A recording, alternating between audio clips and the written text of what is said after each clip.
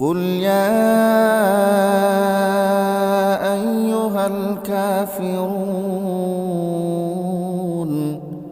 لا أعبد ما تعبدون ولا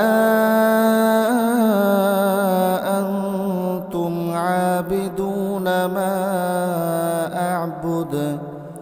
ولا أنا عابد ما عبدتم ولا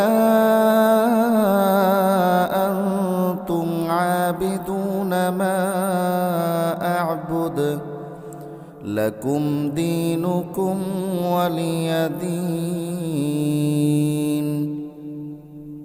হে মুহাম্মদ সাল্লাল্লাহু আলাইহি ওয়াসাল্লাম, তুমি বলে দাও, হে কাফিররা, আমি তাদের ইবাদত করি না যাদের ইবাদত তোমরা